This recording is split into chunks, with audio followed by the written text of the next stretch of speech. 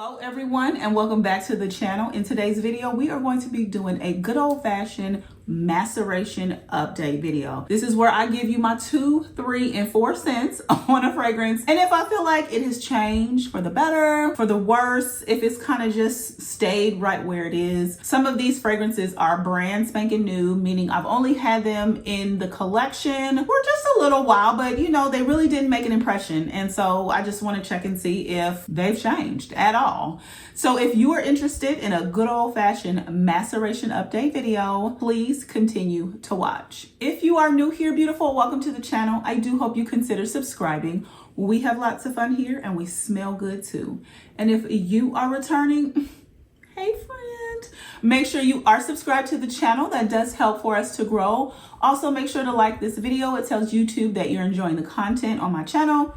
And let's get right into this video. So up first is going to be this viral sensation right here. This is Abiyedh Scarlet. This fragrance hit the world by storm when it was smelling just like the Christian Louboutin La Rose. She is a deep, sexy, dark cherry and rose fragrance that has carved a lane out for herself. Like there's nothing on the market quite like her until Scarlet from Lattafa. Now this fragrance, when I sprayed it out, my nose immediately went to La Rose and I was shocked. I was shocked as hell. Like there was no, oh my gosh, this needs to sit, it needs to macerate, it needs to do none of it. No, it was clear. It was clear and convincing evidence that this smelled like that. Now, I will say that the difference for me is there is a dark, deep, rich vibe from La Rose that you don't get in Scarlet. This one kind of smells like the perfume and stays there. As she dries down pretty much the same, but she just gets softer and softer and softer as the day goes on. Now, if she beast mode, 100%. You're going to get a full day out of her and you might even get some of the nighttime. Now, when I went to go spray these fragrances out, I sprayed them in another room so that I didn't, have the scent consuming me and I wanted to smell the fragrance dry it down on a tester. I went to walk through the hallway to go to the other room and all I smelled was this. This is all that I smelled in my house, in my upstairs. So baby, when I tell you the projection on here is miles, she's miles, kilometers, she's a distance. She's the next state over. This is everything. Now, do I feel like she has changed? No, not really. Like she came out beast mode and she's still the same. I've had her for a month and a half whenever it came out, and I don't expect for the fragrance to massively change. I don't expect it to grow this deep note that the original has. I pretty much expect this to stay the way that it is. Just don't become fleeting. Now that's what I expect. Don't become fleeting. Don't lose your potency. But for the most part, she's fire. She is fire. You will not be disappointed, especially if you like La Rose and you don't, want to pay or have the coins to pay. She gonna get you right. This is Abiyedh Scarlet from Lattafa. Up next is Blushing from Mamlakat Al Oud. This fragrance was sent to me from Aroma Concepts, but that has no bearing on my opinion about this fragrance. When I tell you, this is one of the fruitiest, juiciest, mouth-watering fragrances that I've smelled in a very long time that doesn't smell juvenile, cloying, synthetic, or anything like that. This is watery, airy, juicy. It's like a watermelon Jolly Rancher. That you get in your mouth and it's just has you salivating everywhere and it's getting you right there in the back of your jaw. That's this. That is this in a bottle. It's so pretty. It's so pretty. This fragrance has notes of black currant, pink pepper, and bergamot. Jasmine sandbag, jasmine tea. We all know a good tea note will just take your fragrance where it needs to go. And in the base, there's bourbon vanilla, cashmere, and gaiac wood. Honey, they did the thing with this one. They did the damn thing with this fragrance. Now, I will say, let me spray it again. This smells a little more settled. It smells a little bit more settled in the fact that I feel like there was something just a little unrefined when I first sprayed this and it was brand new, but this one feels a little bit more settled. Like the sharpness of those citrusy, juicy notes have kind of mellowed out just a little bit. This is really, really pretty. I mean, really, really pretty. This is something that I feel like an experienced fragrance wearer would love, as well as someone that is new to perfume. they would smell this.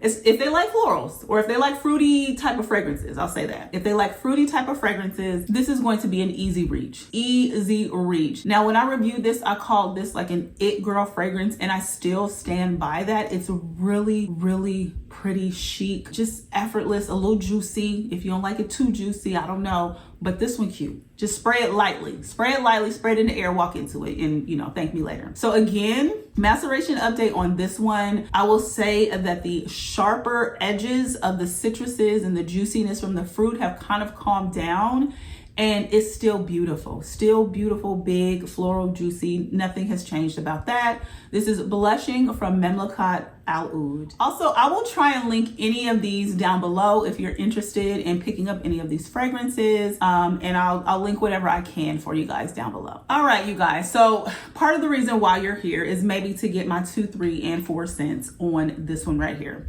As I told you guys before, the Donna Born in Roma Ivory edition is a fragrance that I didn't know if I was going to keep in my collection, but here she is. I've taken her out of the box, I've discarded it, and she is on the wall with the rest of my fragrances. But she's still kind of like, girl, are you really, what are we doing? So I decided to put her in this video to kind of smell her, to see what I think of the fragrance now, because I did spray her out. I smelled her on skin before, but I've let her sit for probably about a good 10 days maybe without sniffing it.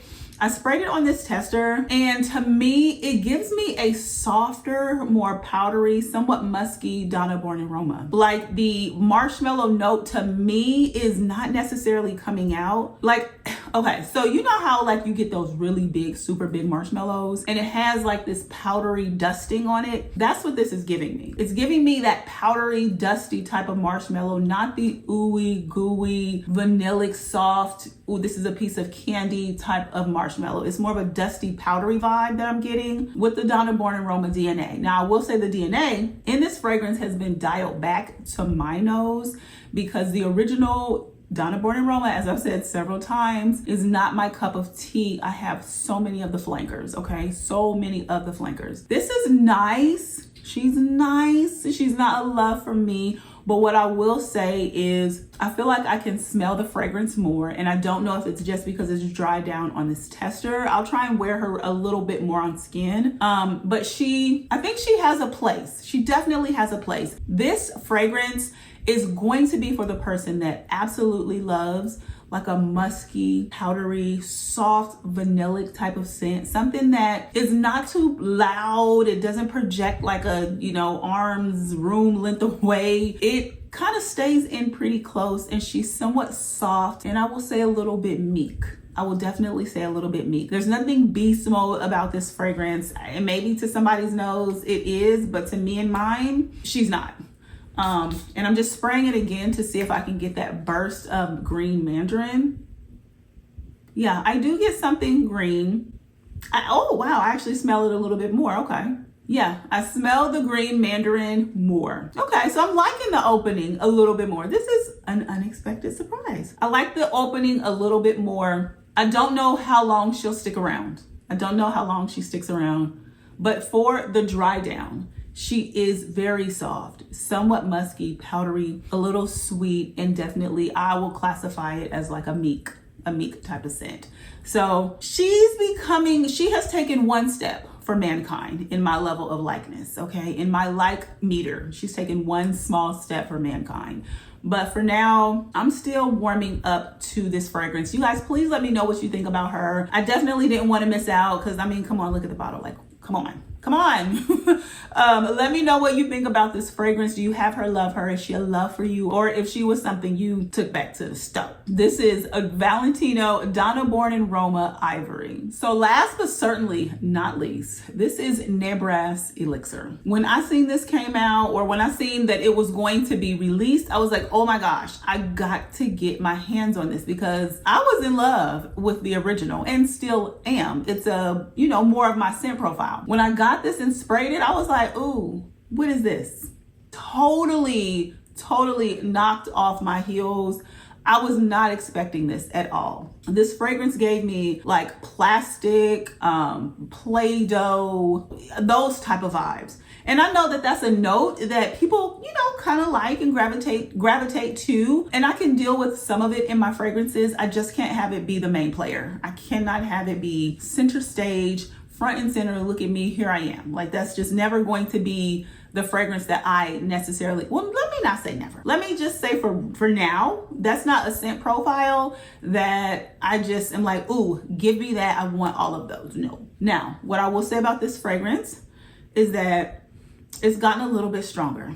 I feel like I smell more of like a creamy milkiness, but it doesn't feel lactonic, like cloying to my stomach. Because there are some milky fragrances that can kind of just get, you know, sickening sweet. This smells like milk, but not cloying milk. I don't know if that makes any sense. I also get a lot of sugar. I get the smell of the white cane sugar. And I'm assuming some of that is also coming, like some of that powderiness is also coming from the heliotrope in this fragrance. This is something, if I were to wear this, I'm layering this. I'm layering this with something that's like super dense, super heavy, that needs maybe some sweetness, some vanilla, put a little bit of sugar on it. Pour some sugar on me. Y'all just pray about my singing skills, okay? I have talents in other places. But at either rate, I would wear this right now, not alone. I would wear it with something that needed some sugar, needed a little powdery, vanilla tone to it. That's what I would combo this with. As far as how it's changed, I feel like I can smell it a little bit more. I don't know what it's going to develop into, or if I will ever get to a love with this fragrance. But I wouldn't even say, is she growing on me? She's kind of growing on me. She's kind of growing on me, guys. Please let me know if you are in love with this scent. If you are in love with this, you smelled it and you was like, oh my God, I can't get enough. I'm halfway through the bottle. Give me more. Please let me know what you love about this fragrance, because she's kind of not doing it for me. She's kind of not doing it for me. So I would love to hear your thoughts on the new release Nebras Elixir from Lattafa. Okay, you guys, so that's it for the Maceration update video. My goodness, the Abiyedh Scarlet is just beastly. She's beastly. She's beautiful. She did not come to play around with any one of you, okay? She said, I have a job to do and I'm doing it. And she's doing it. She's doing it very well. I'm still on the fence about the Nebras Elixir and even the Donna and Roma. But, you know, that's the excitement of perfumery. You can grow to love things, and you know, as they mature and get a little bit deeper and richer, you might grow to love the fragrance, or your fragrance preferences may change. So please, again, let me know down in the comments what you think about these fragrances. If anything has piqued your interest, or if you have any of these and something has changed within your bottle, I'd love to know. Again, you guys, make sure you're subscribed to the channel. It does help for us to grow. And as always, make sure that you are being kind to yourself. Make sure you're being kind to others, and peace and love, y'all. The world needs it. Bye.